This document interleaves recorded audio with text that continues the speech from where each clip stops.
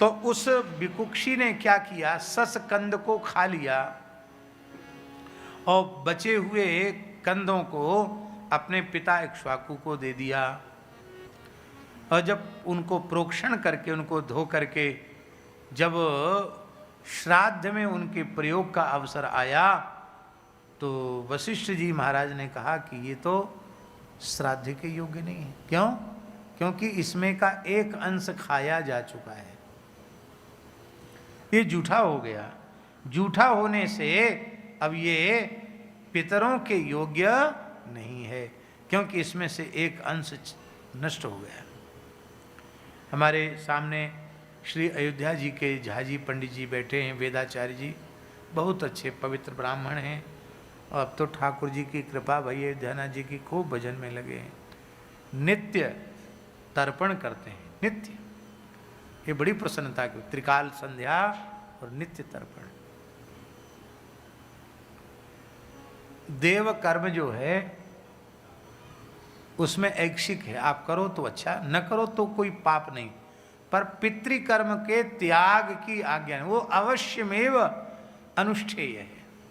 पितृकर्म का त्याग नहीं करना चाहिए।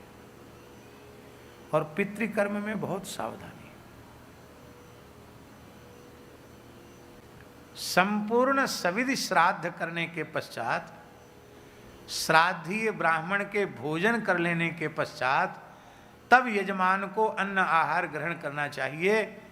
आपको सुनकर आश्चर्य होगा, हम अपनी बाल्यावस्था में जब थे, छोटी अवस्था में, तो पितृपक्ष में जब श्राद्ध आदि का अवसर आता था, तो जब तक श्राद्ध में निमंत्रित पुरोहित जी को भोजन नहीं करा दिया जाता था, तब तक हम लोग छोटे छोटे बालकों को भी कुछ नहीं खाने दिया जाता था। आज दादाजी का श्राद्ध है, आज नाना जी का श्राद्ध है, और यहाँ तो पंडित जी चाहे जब आमें खाएं चाहे न खाएं, सवेरे से बकरी जैसा मुंह चल रहा है, ये खा लिया वो खा लिया, और तब श्राद्ध कर रहे हो। तो श्राद्ध पितरों को स्वीकार ही नहीं।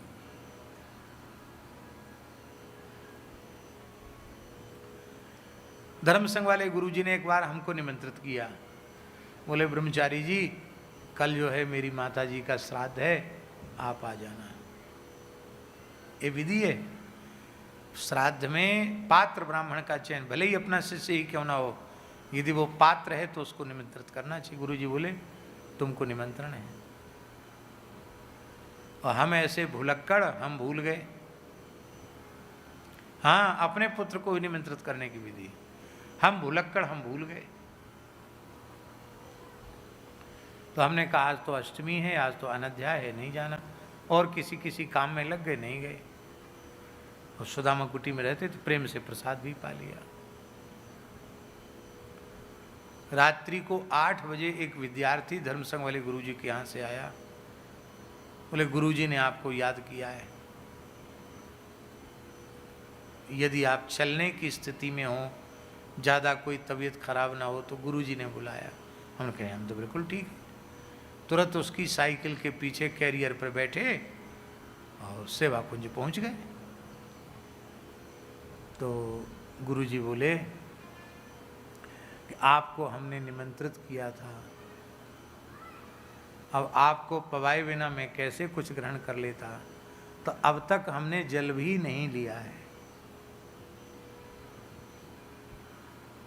धर्म संघ वाले गुरुजी के शब्द हैं, अब तक हमने जल भी नहीं लिया है, लो कुछ सम्मान स्वीकार कर लो, कुछ यहाँ पालो, और फिर लो ये कुछ वस्त्र दक्षिणा ले लो, अब मुझे अनुमति दो कि मैं कुछ ग्रहण करूं। मैं रात्रि को अन्न लेता नहीं, तो केवल दूध लेकर गुरुजी सो गए। मुझे इतनी पीड़ा हुई, इतनी पीड़ा हुई, अरे राम राम, बड़ा अपराधी जीव है भाई, गुरुजी को दिन भर भूखा रख दिया। बिल्कुल भूल गई बात, दिमाग से ही उतर गई।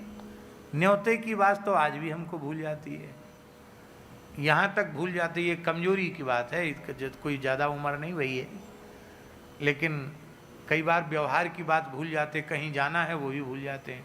पास वाला याद करावे तो याद आएगी, नहीं तो नहीं आती यार। लोगों के नाम भी भूल जाते हैं प्रायः, अब बार बार जिनके नाम लेते उनके नहीं भूलते हैं। नाम भी भूल जाते हैं।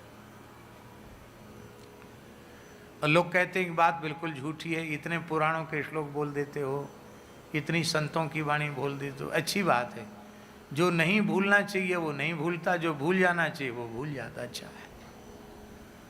तो संसार की बहुत बात याद रखने से लाभ क्या है? कोई विशेष लाभ तो है नहीं।